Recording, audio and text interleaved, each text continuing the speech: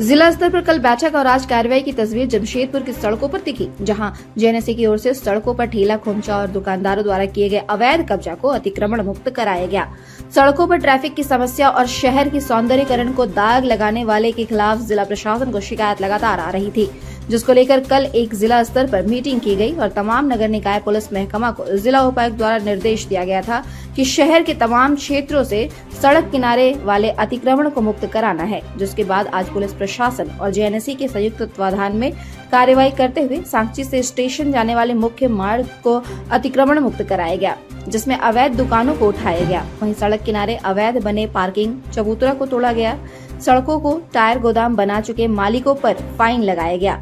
JNSC के अधिकारी के मुताबिक यह अभियान लगातार चलाया जाएगा और किसी सड़क को कब्जा करने नहीं दिया जाएगा।